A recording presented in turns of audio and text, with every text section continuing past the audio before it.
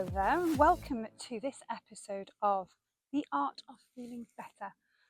And what better way to feel better than getting out into the elements and soaking up a little bit of sunshine and all that vitamin D. So I'm here at Liso Bay on the Wirral. It's beautiful, beautiful beach. Gonna have a little wee cold dip later. That's really good for the soul. It helps me an awful lot. And I'm gathering with a group of amazing women as well. So I thought, while I'm here, I'm going to do this episode. I'm going to film it in these beautiful surroundings. And there's a really important topic which is connected to why I'm actually here tonight. And it's a topic that I've touched on it before, but it's something that's really cropped up at the moment. It's really coming up really powerfully and in almost every area of my life. So that's clearly a nudge and some guidance for me to cover it in more depth as a topic, not only for me to work through it myself on my own Mojo mission, but because I think the time's right for me to share some of the deeper elements to this particular topic that are so important right now, so important for everybody out there, in how you feel about yourself, in your own identity, your passion, your purpose, and it really encapsulates the whole philosophy of Mojo School. So I would be doing myself and you a disservice if I failed to tackle this topic and if I chose to repress and distract and ignore this particular topic, because that's what people, especially in the West, tend to do. So if you're ready, buckle up. It's about to get interesting. So I'm going to start off by giving you a quick reminder, and if you aren't already aware of Mojo School and the work that I do, just giving you a little overview of how it works, because it's really relevant to this particular topic. And the way I deliver my piece of work and the way I present my life's purpose, my soul's path, if you like, is in my digital platform called Mojo School. And it's now an app, and there's loads of cool stuff in there. It's really cool, it's really relevant. It's bang up to date with all of the neuroscience, all of the mental health issues and strategies and tools and frameworks. It links in with elements of physical health. It links in with the 5 Ways to Wellbeing framework. It links in with current brain science. It links in with all kinds of creative interventions and all of the things that are hot topics at the moment. But the fundamental foundation of my work, my own personal development work, and what I'm here to share with the world through Mojo School is the element and the philosophy of what's called the medicine wheel. And the medicine wheel is something really, really important to me, and I have followed for many, many years the Celtic medicine wheel, which is a sort of specific version. I live in Wales, and it's kind of part of my culture. But if you look all over the world, and particularly Native America are very famous for using their medicine wheel. And Peru, I've had some adventures in Peru, and they have a version of the medicine wheel. So, talking about the medicine wheel and all of its beautiful variations and versions, there is one fundamental concept that is universal, one of those universal principles that wherever you look in the world, there is some similarity when it comes to the medicine wheel. And that is the principle of the wheel or the circle. That's what it's all about, right? There's a clue in the title. The wheel, the circle, no beginning, no ending. It represents the whole, right? The whole, all of the parts together in one complete thing, in one complete body. And in terms of holistic wellness, and there's a clue in the title, Mojo School is called Mojo School of Holistic Wellness. It's about the whole person and all of the parts that make up a whole, healthy, well human being. The word holistic, the whole person. So all of my work around using the medicine wheel and applying it as a tool or as a framework to holistic wellness is around balancing up all those parts, right? And in every single medicine wheel all over the globe, no matter where you look, no matter what the culture or the language difference or the history, it's always split into 4 parts. So the circle is always split into 4, and there's 4 quarters, and there are 4 parts of the person that need to be met in balance in order for somebody to be well. There's all kinds of different nuances and different parts of that I delve into within Mojo School. For example, they also align with the 4 directions, with 4 different elements. I have 4 pillars in Mojo School that connect with each of these 4 parts, and they're different sections of the pathway and different topics that we focus on, but they all come back to the same thing, and that is the 4 parts of self, and they are the mental health, which we know is really truly important. And the last few years especially, people have actually started to register and recognise that we all actually do have a mental health. There's still language in places where people will kind of not quite understand the concept, and they will say things such as, oh, he's got mental health, or she has mental health, when really what they mean is that person is having some challenges with their mental health, because we all have a mental health, right, as well as we have a physical health.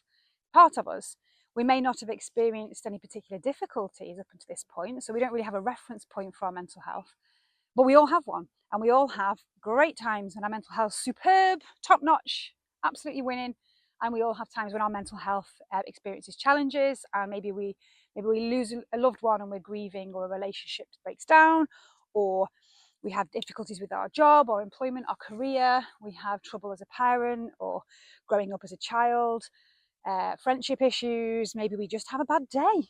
And in that point, we will experience something that is experienced as a challenge with our mental health, with our thoughts, with the way we see ourselves, the way we see the world.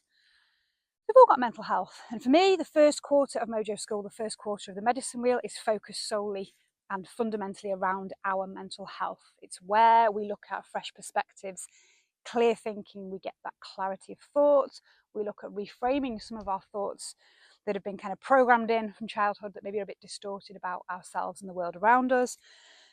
We do a lot of work around understanding ourselves and understanding in a mental cognitive capacity our thoughts, our feelings and our behaviours. Loads of CBT stuff in there, and NLP and all those kind of cool mental health tools and strategies, right? Then we have another quarter, and in the medicine wheel we move round to the north, which represents the physical body. We have physical health, we're all well aware of that, and we have been for even longer than we've been aware of our mental health. We knew an apple a day kept the doctor away. We understand that we have to look after what you eat. We have to eat healthily. We have to eat enough. We have to eat well. We have to hydrate ourselves. We have to have some physical activity in our daily lives and the right amount of sleep.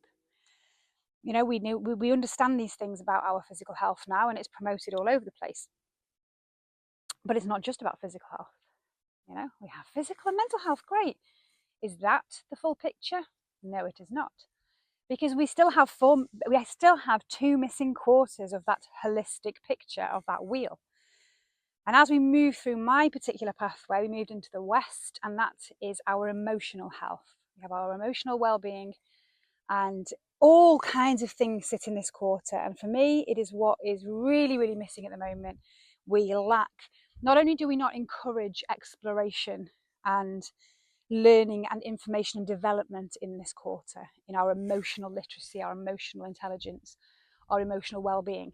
Not only do we not encourage it, we're encouraged to repress it. Especially in the West, we're encouraged, it's a badge of honour and it's a level of attainment if we can repress our emotions, and if we can just experience discomfort without showing it or acknowledging it. That's the gold standard, especially in the West. So it's problematic, to say the least. It's the biggest thing that we need to work on at the moment, and it's one of the things that I found most challenging on my journey when I started this Mojo adventure.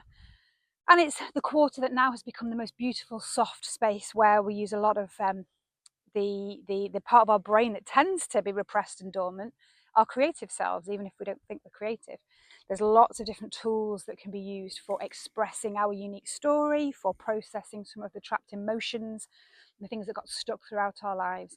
And there's some really gentle and really powerful ways that we can explore and process that, whether it's movement, somatics, and art and creativity and music medicine and colour and throwing paint at things, storytelling, all kinds of things that sit firmly in the West. And a great piece of research by the Human Givens Institute around our 9 emotional needs.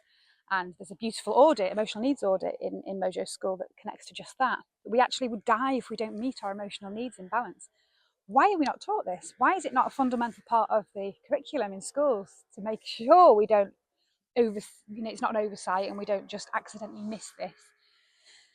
Surely that would help in all kinds of ways if we were encouraged to look into this at an early age. And many people are. There's many different amazing programs and tools that help people to work through their emotions nowadays. And you'll find lots of signposting for that within Mojo School, which is cool. That's the area of the West. And that really brings me on very beautifully to the final quarter. And the reason I wanted to do this podcast right now is I've had some really, really big challenges.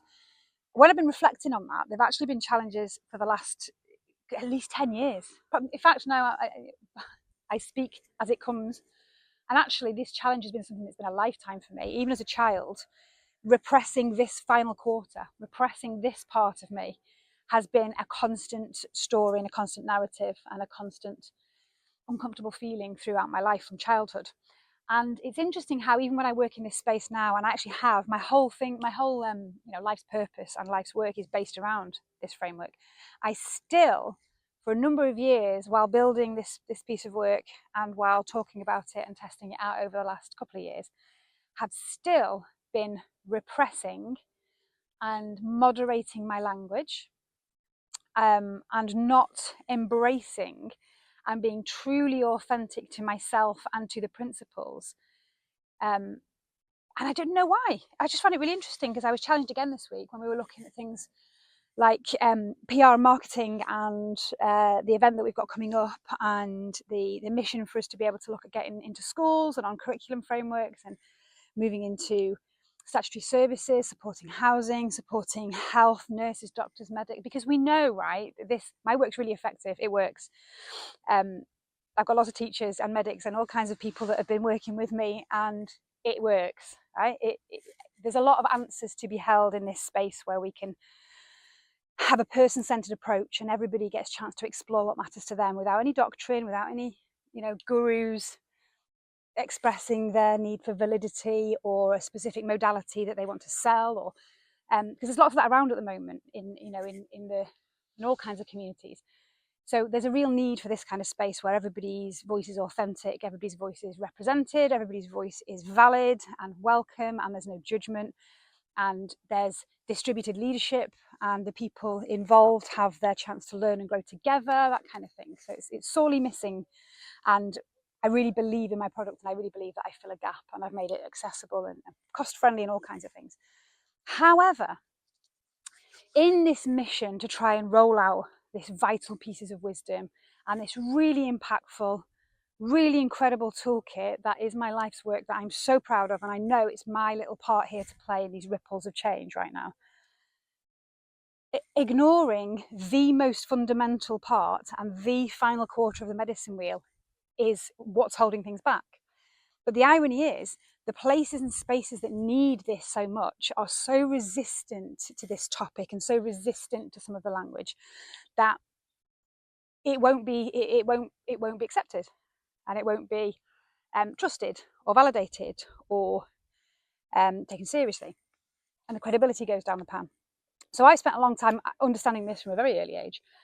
And I've spent a long time moderating my language, and I've spent a long time working in the mental health space and learning all about neuroscience and psychotherapy and all of the buzzwords and all of the academic stuff. And I've worked within communities to build my evidence. I've done storytelling, creativity. I've been running events and all of those incredible things that are credible and that are taken seriously, whilst in the background stealthily trying to lead people to understand the need to explore something bigger than self. And the topic of something bigger than self is the missing jigsaw piece to what makes people truly well, truly healthy, holistically complete, balanced, living the best life, living their purpose, understanding how they show up in the world, feeling physically healthy. That missing piece is the piece that we all avoid because the topic is so contentious. And in the traditional medicine wheel, it is called the quarter of spiritual development. So we have mental health, physical health, emotional health, and spiritual health, or spiritual development, or the soul. All of those nice, juicy, contentious woo-woo words that sit in that quarter. And I've been wrangling backwards and forwards with some of my amazing coaches and business advisors and PR and marketing experts, and we've been having these discussions around how important this work is and how incredible this piece of work is, and it should be in everyone's pockets and it should be in every classroom. It should be accessible as part of social prescribing. It should be in every teacher's toolkit, every nurse's, every social worker's. There's no doubt about that. The doubt is how we promote and what language we use to make sure that it's accepted and it's validated. And I had a big penny drop moment this week that actually that very thing is playing in to the system that is broken. By trying to fit in and by trying to repress truth, repress what really matters and what really feels right, and moderate it in order to be accepted by someone or something else, is the root to why we're all sick. I teach this in all of my work. Granted, I've used stealthy language throughout because I understood for a long time the importance of not mentioning spirituality, because it's often taken as immediately the connotations of either religion, a specific religion might pop to mind, a specific deity, a specific faith, a specific doctrine, perhaps the new age spiritual Woodstock hippie woo-woo tree hugger community comes to mind. All kinds of words like that and all kinds of visuals crop up for all kinds of different people who have their own experiences with the word spirituality, right? But really, the fundamental ethos and the fundamental ingredient to that quarter and to that very, very vital missing jigsaw piece is simply connecting in with something bigger than self. We don't have the language to fit it into one or two words like we do with the medicine wheel. It's very easy to lump it all in the topic of spiritual health.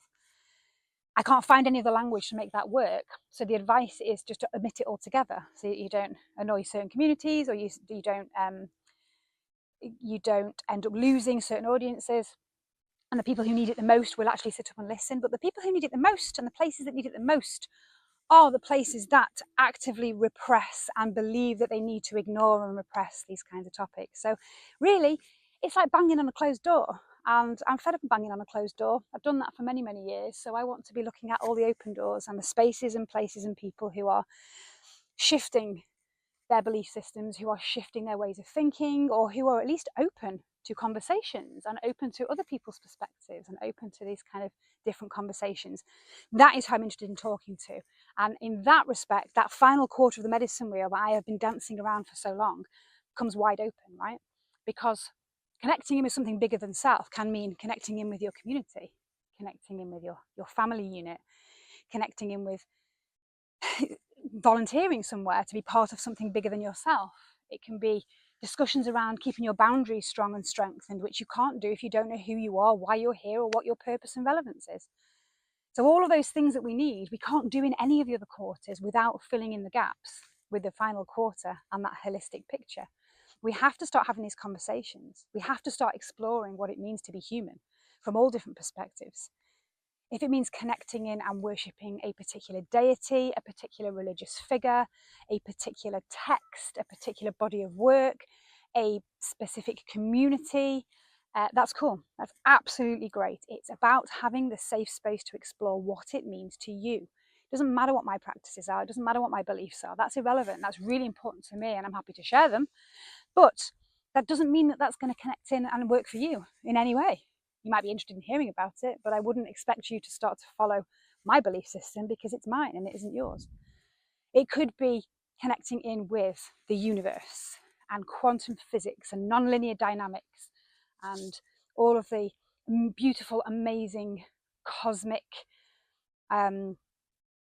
0-point field energy systems that we're hearing about now in a lot of quantum theory. It could be all about science, and it could be all about that amazing, space exploration, something bigger than self. That's absolutely fine. That's amazing. I love to hear about this stuff. I have books upon books upon books of all different kinds of things. But it's about what matters to you. And a lot of spaces and places and curriculums and schools and communities are so focused on one version. It's like the old problem with one version of fashion, one version of one style of music. Some people like it, some people resonate with it, some people it lights them up, some people absolutely hate it and it doesn't feel right. And all of those things should be validated and accepted. It's the same when it comes to self-development, spiritual development, soul purpose, whatever you want to call it. It's all the same thing. We have to validate and respect that it's an important part of being human, searching for relevance, searching for purpose, exploring what your true, authentic identity is when you feel safe emotionally and psychologically to do that. That's what Mojo School is all about. But I'm at the point where I cannot repress or ignore that final quarter just for the sake of pandering to a society and a space that doesn't like that kind of language, because that space in society is the most broken part. And it's the most broken part because they refuse to understand this final quarter and this bigger picture as it's truly meant to be.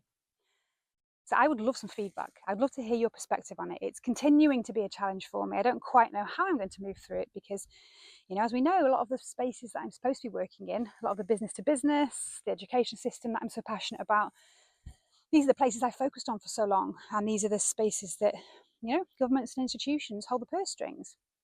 So as a business, I should be looking in those spaces. And as a business looking to get, even if it wasn't a business, as somebody who's looking to get some vital information out to as many people as possible, I should be looking at these spaces and places. But I've mojoed myself enough to know that if something feels fundamentally wrong and doesn't sit well with me, I just can't do it. I have to be as authentic as I can right now, and and the time's definitely come for me to kind of stop moderating my language quite so much and move towards these new spaces and these new conversations. So we are going to be heading right towards this final quarter for some deeper conversations. And tonight, Matthew, I thought that really felt like a relevant thing to say then. I'm connecting with an amazing group of women who are all about those same conversations and who are all about expressing this part of self and this quarter and this transformational space. And sometimes there's up to 400 women that gather on this beach. So there'll be a great crowd tonight, including 2 of my Mojo mentors. And we're going to do some amazing work together. Lots of transformation and a nice cold dip in the sea. I will add some bits onto the end of this video so you can see. And I look forward to reading some of your comments. Bye for now.